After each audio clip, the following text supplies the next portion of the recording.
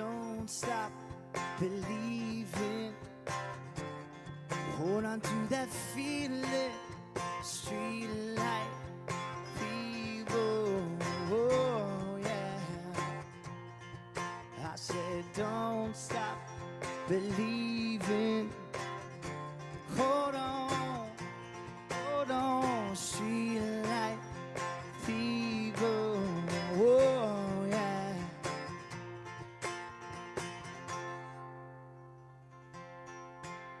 Thank you.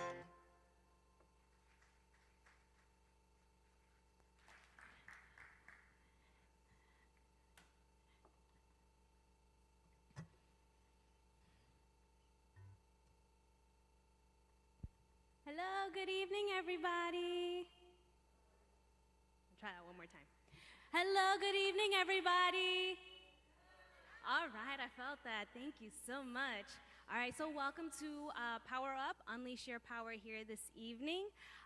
Tonight is going to be an incredible night filled with beautiful music and a wonderful message. With all that being said, I want to introduce to you Trudy Seifke.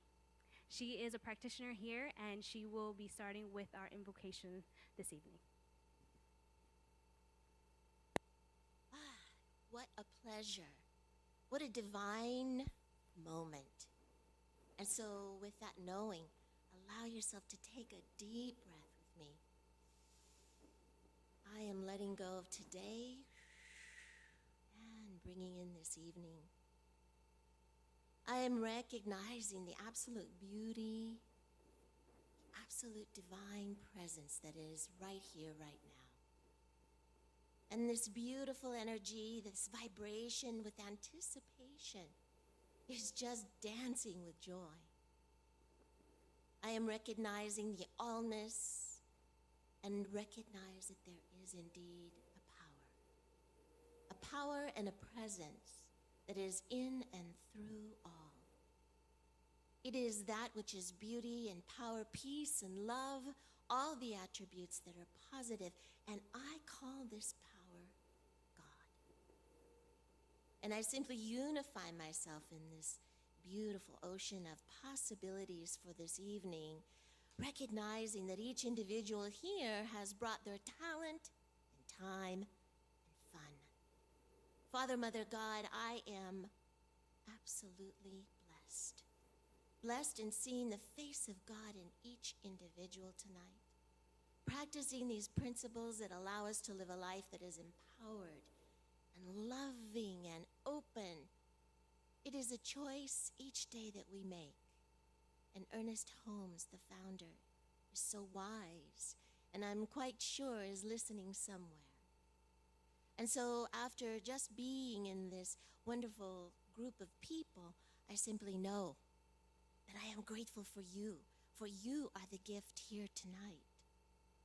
And so as a result of that, you just simply open the gift by opening your heart and receiving our gift to you.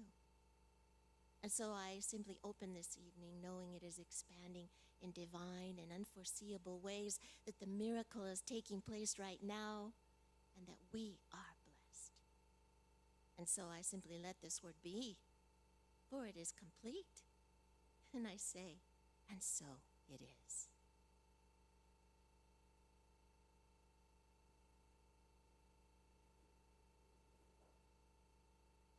I felt that, did you?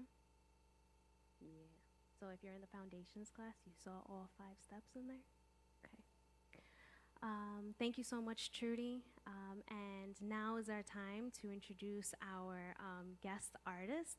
He has been playing the guitar his entire life. He lives in San Diego, so he's a local artist, and I'm excited to have him up here, and I know that you guys are too, because we only have great talent here at Seaside. So let's give him a warm and loving welcome for J.C. Honeyman.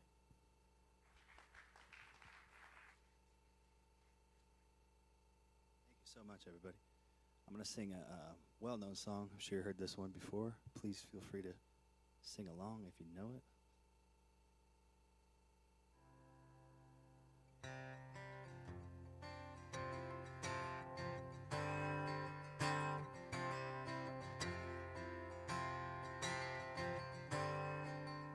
She's a good girl, loves her mama, loves Jesus, in America too. She's a good girl, she's crazy about Elvis, loves horses, and a boyfriend too.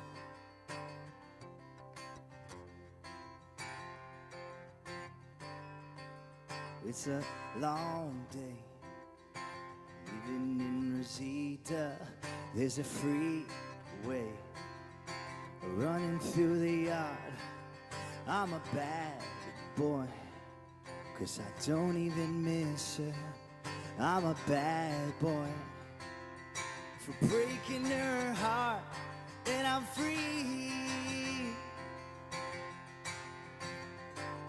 I'm free falling,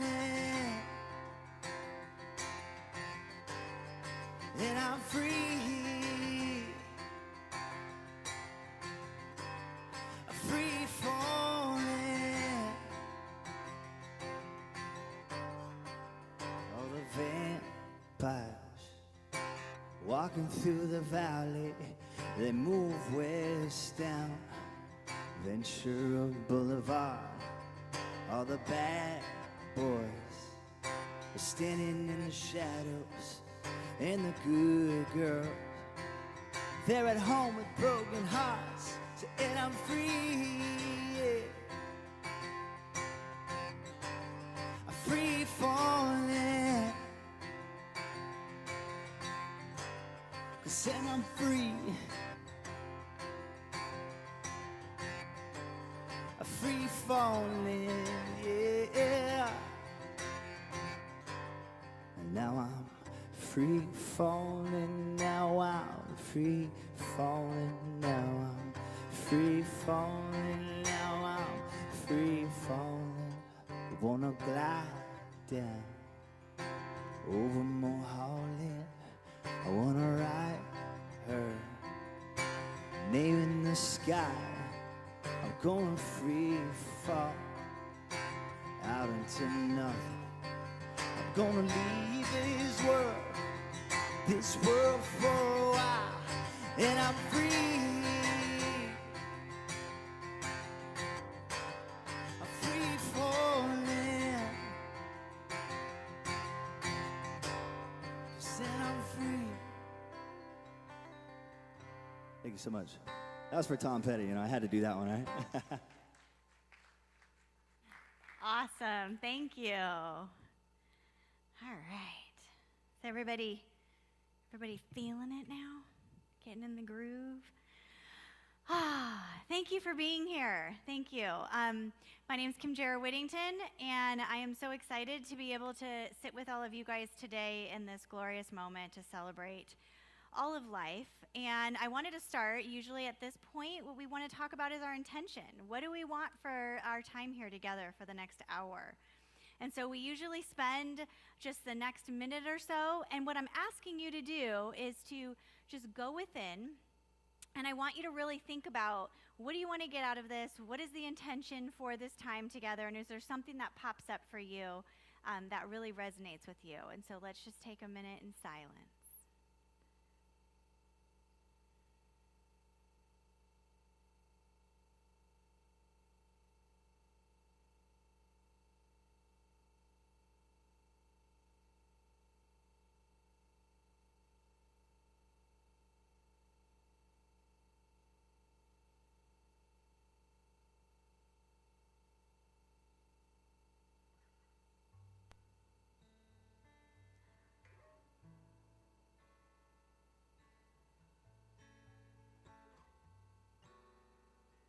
All right, so everybody should be starting to feel that vibration inside where they really kind of come clear with what they want to get out of today. And so we're going to just open up the lights a little bit. And I just want to ask, is anybody willing to share what their intention is for the service today? Shout it out. Go for it. Ooh, renewed health. I love it. Better path to health. That's beautiful. Anyone else?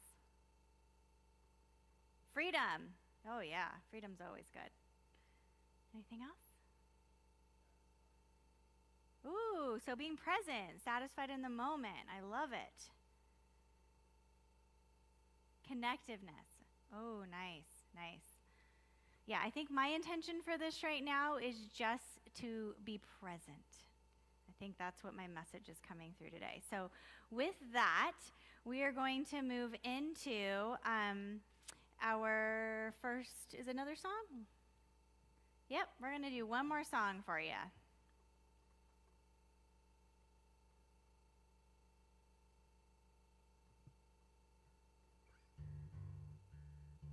All right, I'm sure you heard this one. It's a local band.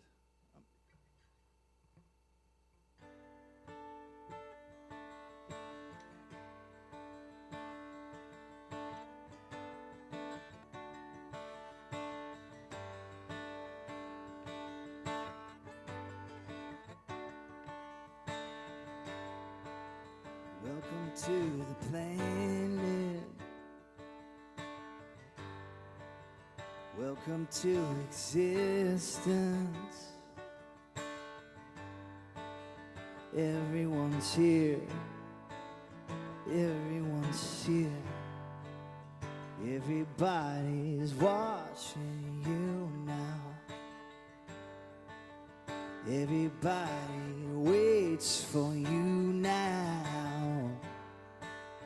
What happens next? What happens next? I dare you to move. I dare you to move. I dare you to lift yourself up out the floor. I dare you to move. I dare you to move. Like today never happened. Never happened before.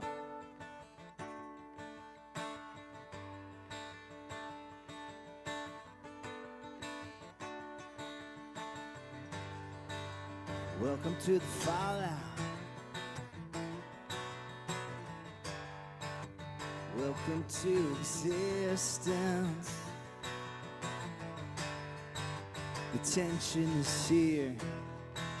The tension is here. Between who you are and who you could be. Between how it is and how it should be. Yeah, I dare you to move. I dare you to move. I dare you to lift yourself up off the floor. I dare you to move. I dare you to move. Like today never happened. Today never happened. Maybe forgiveness is right where you fell. Maybe redemption has stories to tell. Where do you run to escape from yourself? Where you gonna go? Where you gonna go? Salvation is here.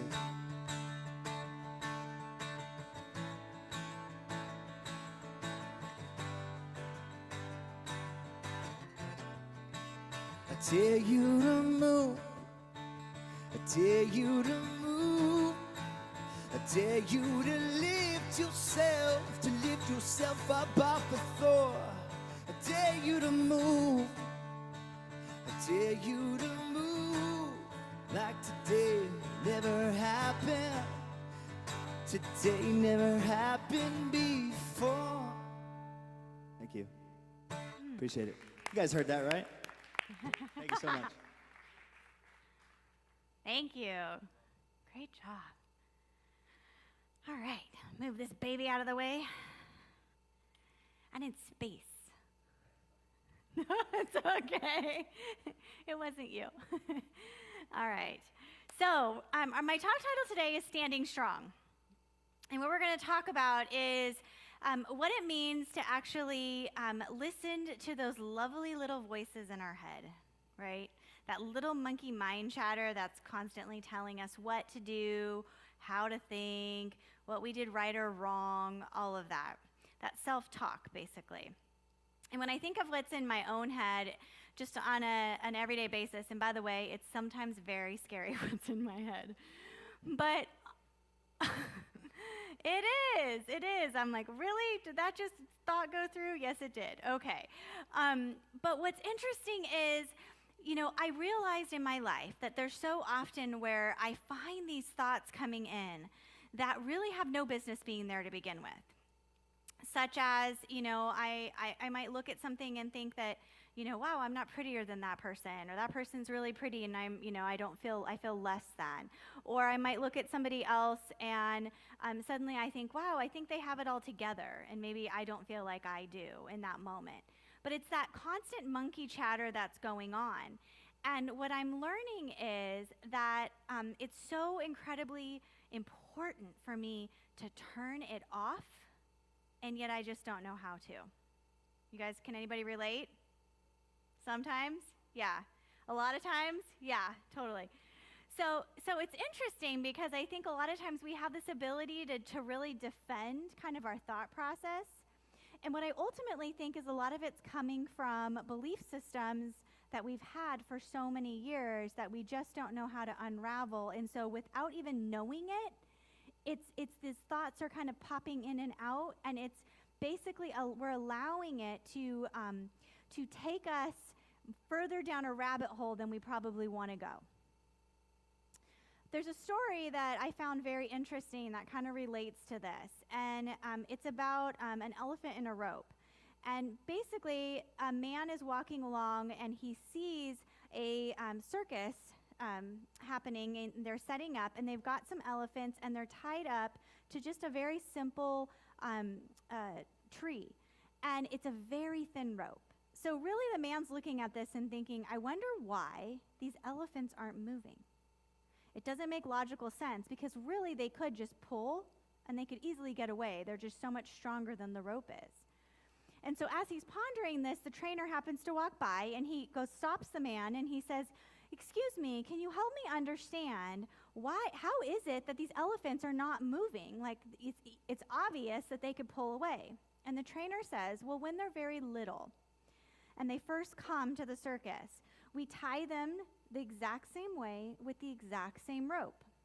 And as they grow up and get bigger, they don't realize that what they learned when they were little, because that rope could actually hold them then, and they would pull and tug, and they couldn't get away. By the time they grow up, they eventually give up. They literally think that rope is they're never gonna be able to get free. And I thought, what a powerful metaphor for what we do in our own lives, right? We have this thought process of what we think that we are going to accomplish, or what it means to fail, or all these different things, and all of this chatter that's going on in our head. But truly, if we wanted to, we probably could figure out how to break free. We just haven't figured it out yet, because it's the same pattern that's playing over and over again. So I found that very fascinating, and I thought to myself, how often do we feel stuck? Do we feel stuck in our lives? Like, I'm unworthy, I'm not enough, I'm not appreciated. All of those different things that come up for us, and we feel stuck just like that elephant does, but we just don't know how to pull one more time or change what we're doing so that eventually we can break free. And with that, I thought to myself, in Science of Mind, what we teach as principle is that our thoughts are constantly creating, right? Our thoughts are always in motion, creating our eventual outcomes. And I take it a step further. I don't think it's just our thoughts that are creating, and I think the intention Ernest Holmes has was it's the underlying feeling under the thoughts that are creating. So it's that emotion that we're attaching to the thought that ultimately has the power. Okay, so it's not just if I were to say, I want to go fly an airplane, that suddenly I can go fly an airplane. But it's the emotion that I have, that if I am so standing strong in the fact that I know that is my intention and that's what I'm going to do, the universe is going to figure out a way to make it happen. Because that's the power of our thought. Because underneath we have such emotion and energy around it that it's the only way that it can happen. And so I figured out that we have to just tweak our thinking. We have to think differently, and again, putting some of that emotion ultimately underneath it. And so I was reading the book A New Earth by Eckhart Tolle, and I've read this book a few different times, but it came up for me again. I'm one of those people, I don't know about you, but like I literally have a ton of books on my shelf, and like I'll wake up and do my spiritual practice and be like, this one. And I just pick one out and I open it up, and I'm like, hey, what does Spirit want to tell me today? And so I opened that page, and it was talking about how Eckhart Tolle was talking about how we see most people define themselves in the way of content in their lives. And I thought, well, what the heck does that mean? Like, I've never ever heard of defining myself in the way of content. But what he said was that content is really what we do, what we perceive, what we think, how we feel. It's all the extra stuff. Are you guys with me? Yeah. So that's the content that he's referring to. And basically he was saying is we are defining ourselves by that content, and ultimately it is becoming our reality. So it's almost like we are the elephant forgetting that we have the power to pull. And what he says is that if we put our attention to it, that's the fundamental problem. But we don't know how to not do that because our lives are filled with so much content. And he says, referring to our life as not the life that we are, but the life that we have, that's where the problem comes in. Do you guys get the difference? So we don't want to refer to our life as the life that we have. This is the life that I have. But instead, referring to our life as this is the life that I am. Do you see the difference? And the power comes in when you're not looking at content. Instead, what's left is consciousness. Consciousness. It's that underlying divine power of God. That's what it is. And so if I see myself as that life, as consciousness in human form, in this expression, how can it be wrong? How can it not be beautiful and perfect and divine just the way that it is? So I loved that. That totally resonated with me. And yet, I still, as I was processing it, was thinking, gosh, with everything going on in the world right now, there still is so much distraction. And I'm specifically talking about social media. You've got your Facebook, your Instagram, your Snapchat. And I just was talking to my daughter, who's 14 years old, the other day about this, and I was describing that, that's, again, all content. But it's kind of, in the last, 10 years, it's a new era for the world, right? We just didn't have all of this. And I was explaining to her that you have to look at your life and other people's lives when you're looking through that lens as none of it's real. None of it's real. Like, if you really think about it, people post pictures on Facebook, right? Do you ever see somebody who's depressed, laying in a bed, curled up in a ball, saying, this is how I feel right now? No one's going to post that, right?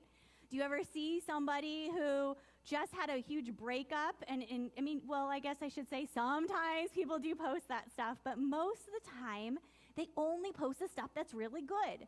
It's, I told her it's going to be your friends with all their friends, and they're going to have tons of friends in every picture, and they're going to have their new clothes on in the picture, and their makeup done perfectly, and they're going to be, in the best, at the concert or wherever, showing a perception of their life that isn't real. Okay, yes, it is real, but it isn't, because ultimately everything is God. And yet what is being perceived is so vastly different. And I think that's where the monkey chatter comes in our brain, because I told my daughter that's when she's looking at these pictures and thinking, oh, well, they must have more friends than I have. Or, yeah, they're more popular than I am. Or they're dressed better than I am. Well, yeah, in that picture they are, right? In that Facebook post they are.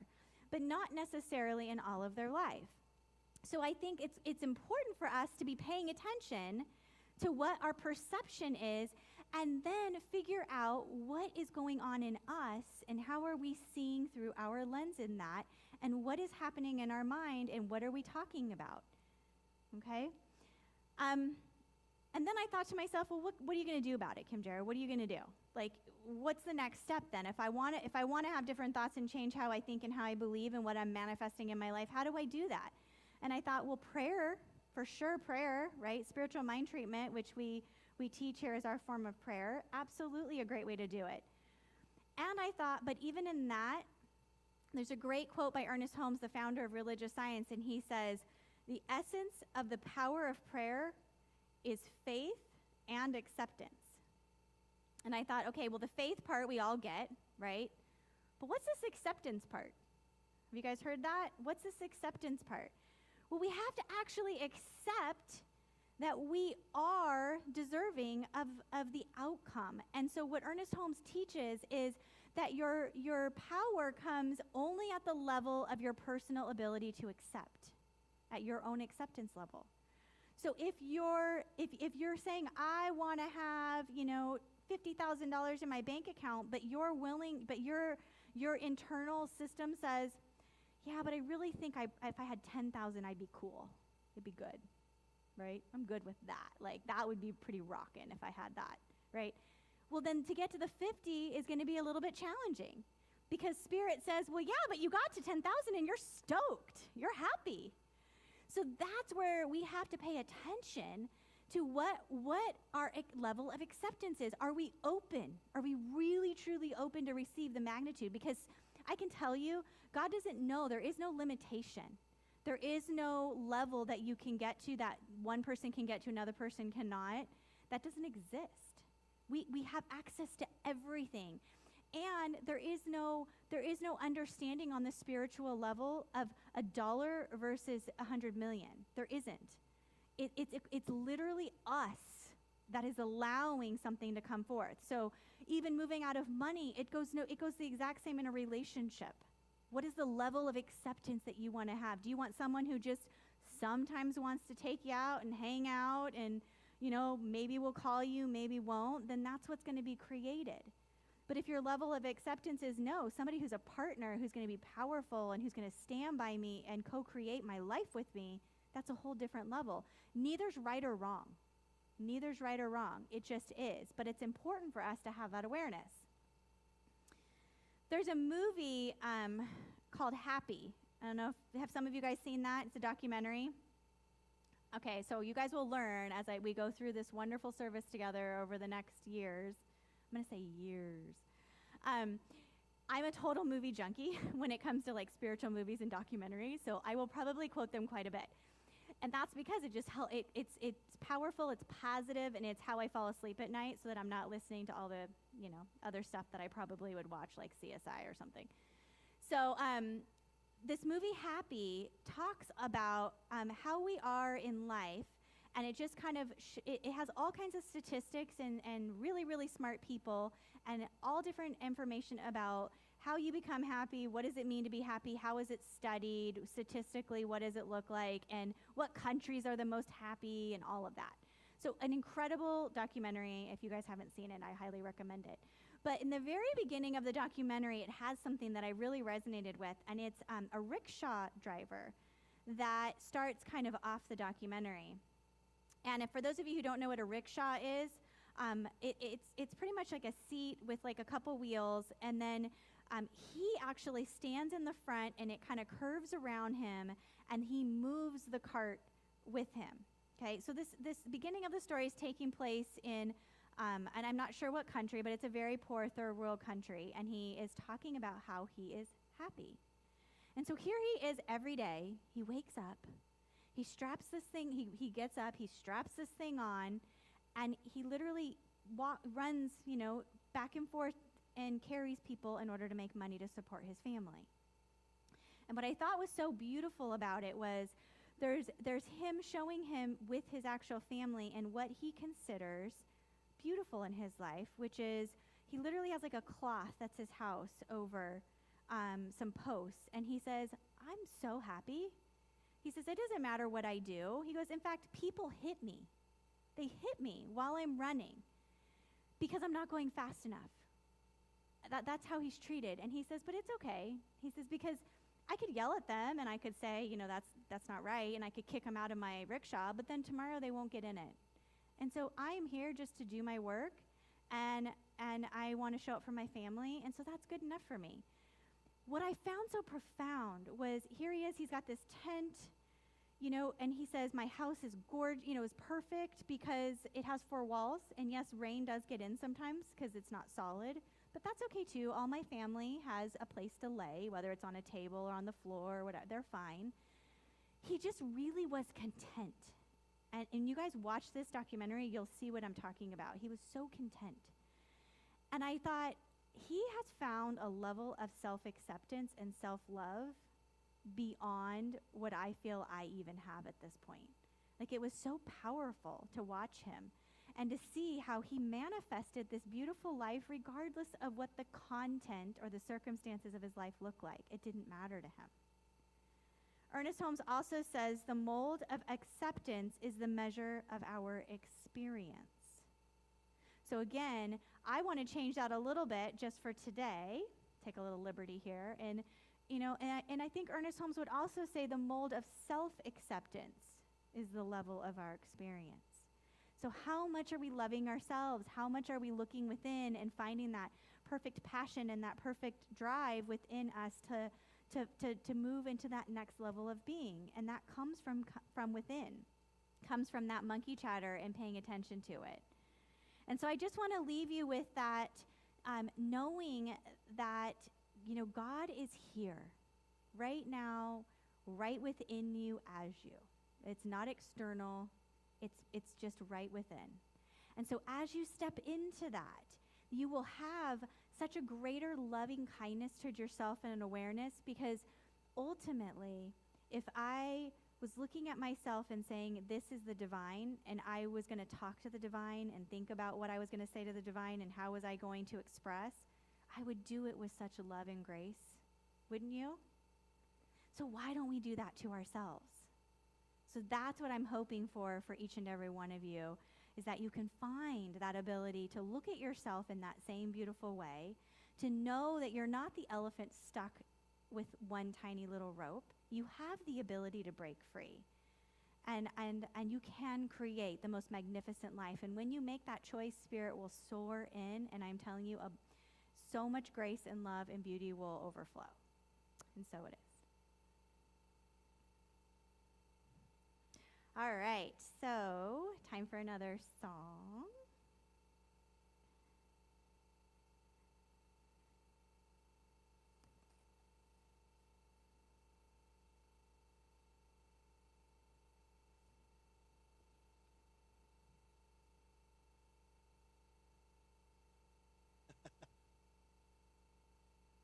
Disappeared for a little. I had to go get some water.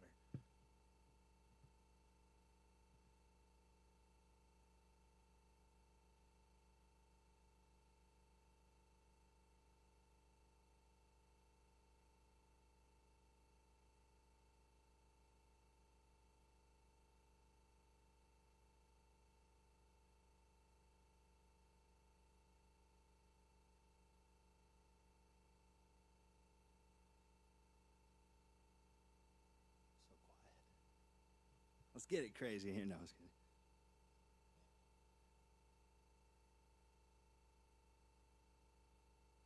I'm actually going to do, I think there was one extra song, right?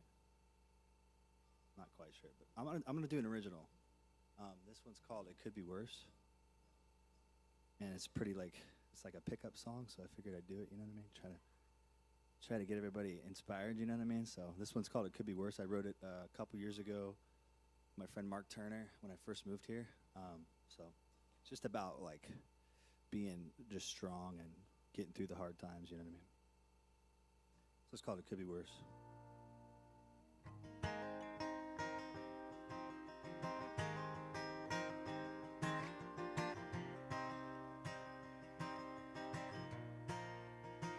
Where are my friends?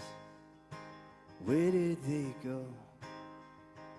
Through double doors, stained to the core. I know what we do for sport and gain. We beg and choose for the truth. It's not the same.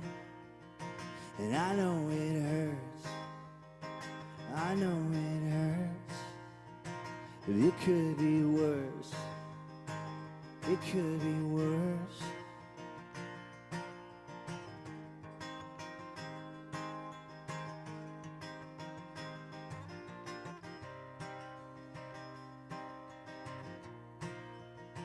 History and help, the stories that we tell. Another book about another life of hell. Screaming till we shout, take me to the well. And victory itself, another statue fell. So take me home. Trip it far before you run, let it go and it'll come around. It's going down, down, all in all from the run. It's going down, down, down. I know it hurts. It could be worse. It could be worse. It could be worse.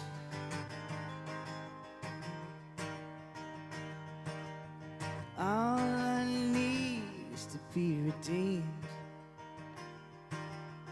All I need is for you to see. All I need, all I need, I need, I need, yeah. So trip it far before you run, let it go and it'll come around. It's going down, down, all in all the rise and fall. Who we are, love is called around, around, round, round. I know it hurts. It could be worse. It could be worse. It could be worse. It could be worse.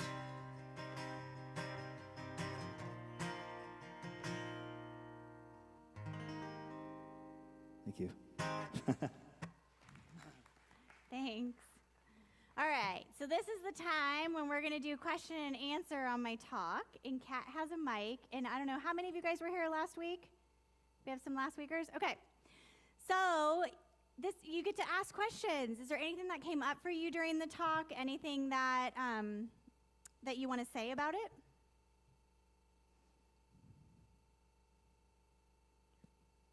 Ginny has one. Okay, so you were talking about deserving, Yes. Believing that you deserve. Uh-huh. And explain that more, because to me that means some deserve, and then there's the other side of the coin, not deserve. Yeah, so I don't mean that one person deserves over the other person, or so not in that sense, but it's our own understanding of our level of acceptance. So do we think that we are open and ready, and at what level are we open and ready for? That was a great clarification. Thank you. Mm-hmm. Thank you. Thanks. Yeah.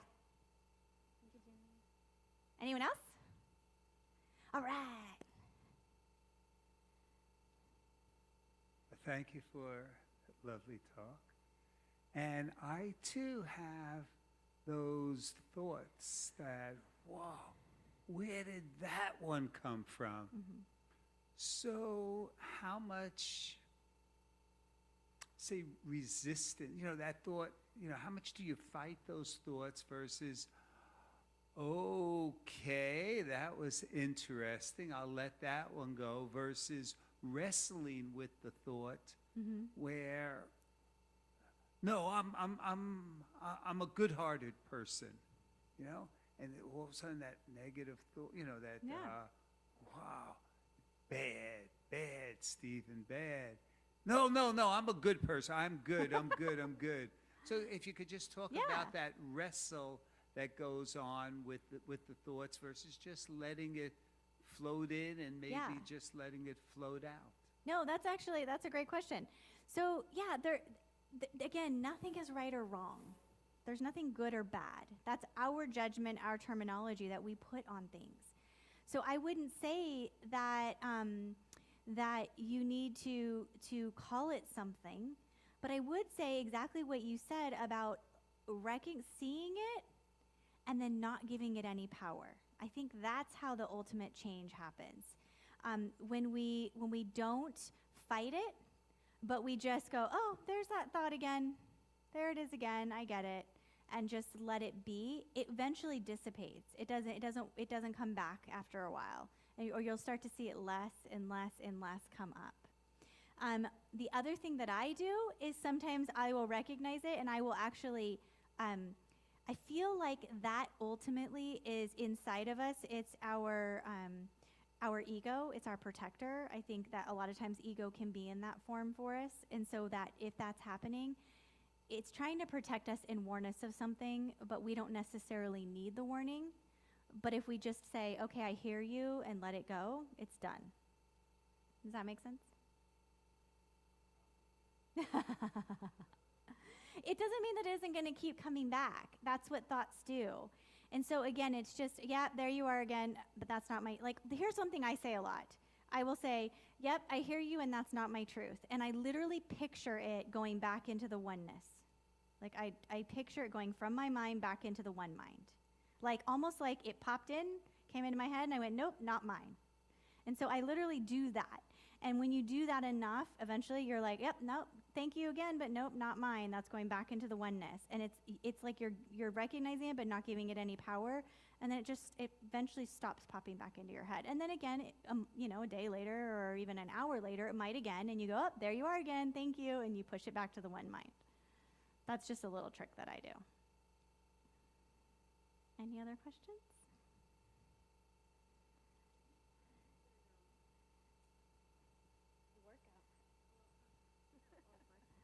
You said not looking at content, but as consciousness. I think maybe what you just said is what you're saying.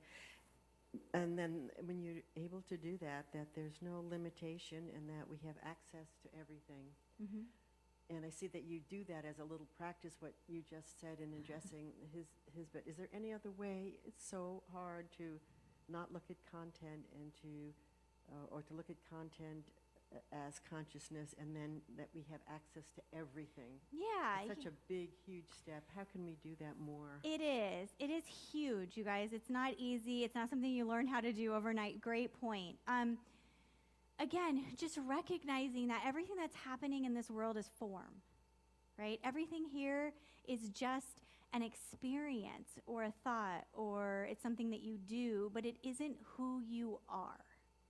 And so, again, the easiest way that I know how to do it, and it isn't easy, let me preface that, but how I know how to do it is just to recognize that it is something that is, it is in my life, but it is, but I am not it, that I am greater than it. And so that gives me ultimately the power back, because I can connect to source, and the power comes from source. So I just recognize that I am divinely spirit, and that spirit has created me in its image and likeness. I am here just living life, I say I'm here giving God a good time by living who I am. And so that form that shows up is great, and it's still not who I am and what I'm made of. I don't know really, like, other than that, how to, explain it. You're welcome. Anything else? All right. So I did, in our power talk right now, I just want to go into what the 3 things are that I really want you guys to focus on this week, because from everything that we just talked about, I think we want to walk away with some takeaways, which was kind of what you were asking for a little bit. So the first thing is, I want you to pick something that means a lot to you. Something in you that is like maybe a constant mind chatter thing that you want to maybe shift a belief system about, or shift and make a change. And I want you to come up with just one thing or one way that you maybe could see yourself differently, be kinder to yourself, love yourself more, and anything like that that resonates with you. Once you have that one thing, pay attention to your thoughts this week. Just pay attention to what comes up for you. Because what will happen is, again, nothing's good or bad. that is happening. But what you'll start to notice when you're conscious of where you want to create change in your life, you will start to see that things are either the glass is half empty, half full. You'll start to notice how you see different situations. You'll also start to notice where you're triggered. That's the big one. I think if I could probably answer your question again, that's where it would probably come from, is where am I triggered? Because the power that you will see when you do get triggered, you'll go, oh, that's a hot one for me. That's something that I want to unpack and figure out how to clear. And so as you have that thing that you're concerned about, that you think, okay, this is something in my life I want to create and make better, where am I triggered? And where does that trigger that's happening in my life, somebody says something to me and I'm like, ooh, that didn't feel right. Well, why didn't that feel right? Let's think about that. Oh, well, that goes back to, I feel like you're judging me. Oh, well, that's that judgment thing again that I do. Make sense? So once we get there, then I always say, put something on your wrist. My husband uses a rubber band. You can use a watch. You can use anything. I use my Fitbit. I put it on every single morning. And so when I'm working through these kinds of thoughts, every time that I kind of look at my time or look at my Fitbit, I'm conscious in my mind to say, what am I thinking right now? Like, what thoughts are going through my head right now? Because so many thoughts are racing that sometimes we're not even aware that things are in our head. And then I usually will catch something that's going on in my head, and then I can take a look at that. So I think that's the biggest way for me to create awareness. So I invite you to do that this week.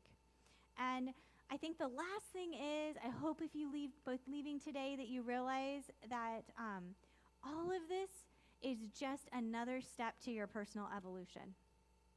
So there's nothing that you need to do tomorrow that is going to be that is going to drive everything for the rest of your life. But every day that you take another step, you are evolving. And so you're creating that new level of consciousness and awareness that you want to have as you grow and grow and grow. So I just wanted to leave you with that. And with that, let's go into prayer. So just sitting in this moment and breathing in the divine energy of God, knowing that there is just but one power and is the essence, the everything. It is pure spirit. It is joy. It is love. It is that power of who we are and all of creation. This essence is so perfect because it is God. It is oneness. It is the creator. And so I know that this power, this presence, this beautiful energy is exactly who I am. And I am created in its image as wholeness and perfection and love. And what I know for myself, I know for each and every person that is here today, for we are all divinely called to be right in this moment, in this life form, living and expressing as the beautiful spirits that we are. And so in this moment, I just allow love to come into play, knowing that and being so clear that there is so much love in the world, love in our lives, love to be expressed and to taken in.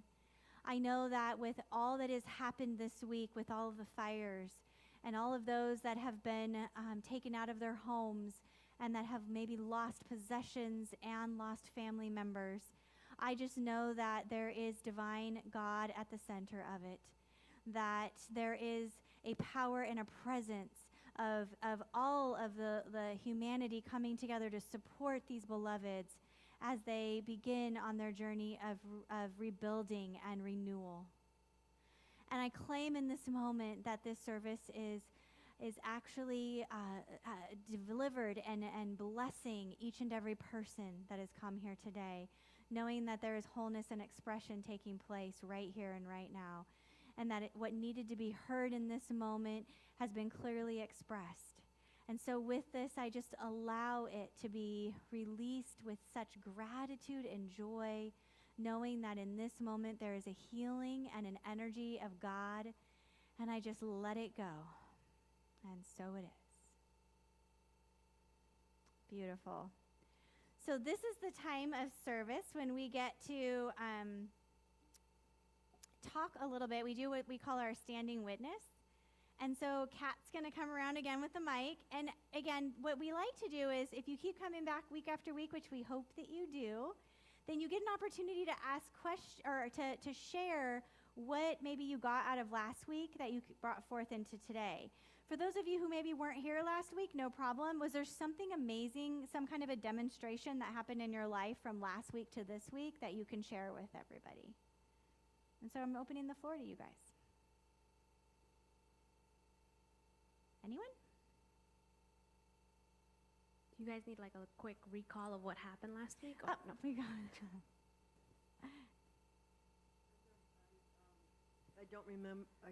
Can't recall exactly the topic, but I do know that I felt a shift in terms of, how can I say it, the love and the caring, that sort of non-tangible and non-verbal aspect of this evening came upon me, and that helped a lot, even though it may not have been the words, but it was the, how would you express that?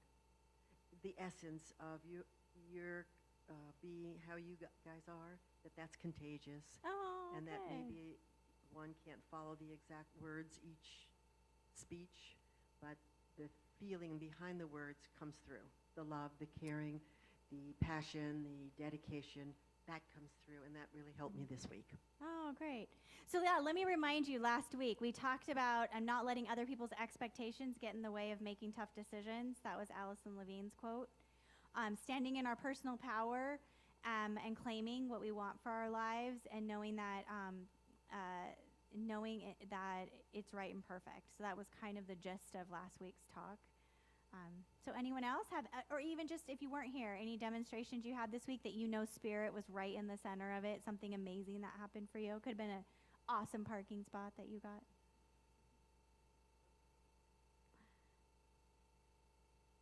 All right. No worries. Okay, so we have, this is, I guess, time of gratitude. Do you want to take over, girl? I got it. All right. Hello, everybody. So I wanted to thank each and every single one of you for showing up tonight, for bringing your energy, for bringing your love, for bringing your spirit, and for just being you. So I want to thank you for being here. I want to thank Ed Reeves in sound. I want to thank Tim Griffin, who's doing our live stream along with Gregory. I want to thank Ginny and Dennis Mills.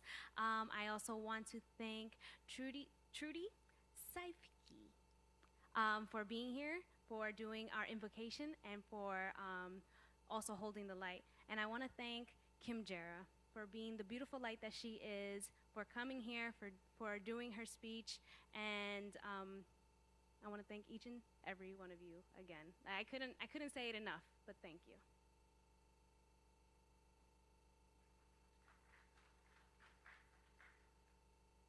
All right, so we just have our final congregational song. Do you want to come back up, JC? Oh, and I want to thank JC. That's what you were saying. Yes, of course. I want to thank our guest artist. And Ed, once again, for reminding me. Poor JC, we love you. Thank you for being here. Very much. I love you too. Oh, the offering. Yeah, we're going to do offering and then. Yeah, so you're going to play for that? Okay. All right. I love that you guys are flowing with us as we get this going and figuring it all out.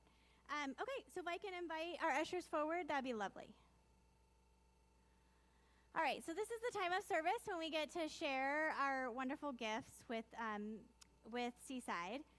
And just so that you guys know, again, we believe in the law of circulation. We believe that what goes out does come back, and it doesn't have to be in the form of monetary, but a lot of times it is, but it can also be in the form of anything, relationships, friendships, anything, health. And what I hope is that that as you give today, that you know you're not only affecting Seaside, but you're affecting each other here, and you're hopefully affecting our community at large, because that's what we're here to do, is to support and love and cherish each and every person that is here with us and beyond. So with that, you can move forward.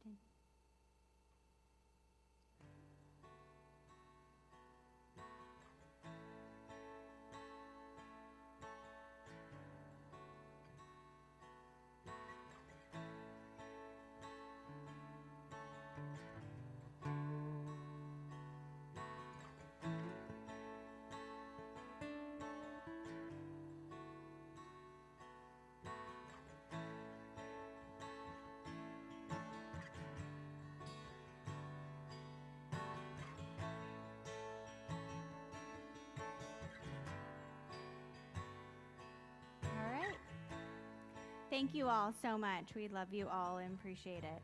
And now it's time for our congregational closing song. If you guys want to stand, you're welcome to stand. All right, so this one is a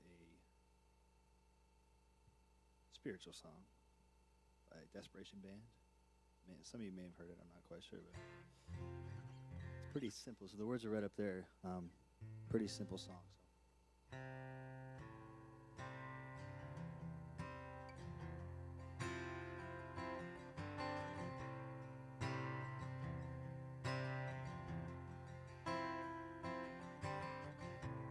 You are the source of life, and I can't be left behind, and no one else will do. And I will take hold of you. I need you, Spirit, to come to my rescue. Where else can I go? There's no other name by which I am safe. You capture me with grace. I will follow you.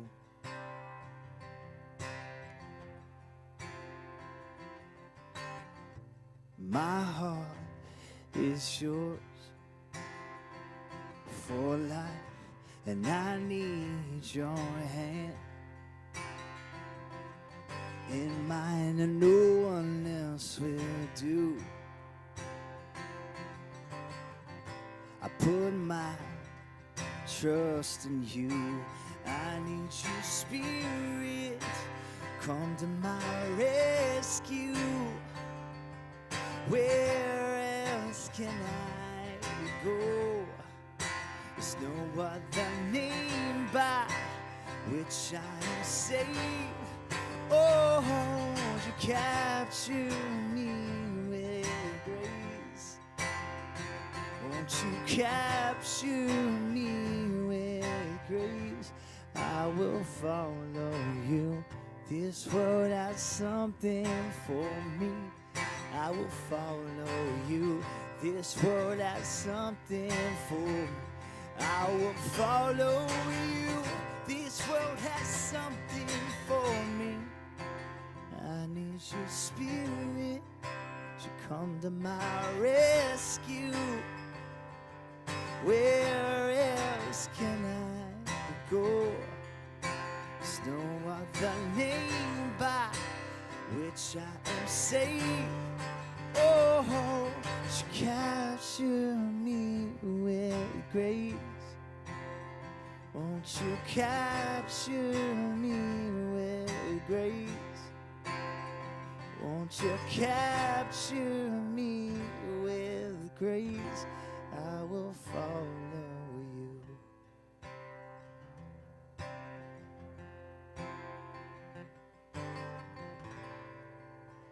Thank you so much. Thank you. You can join us in the back for some cupcakes and cookies.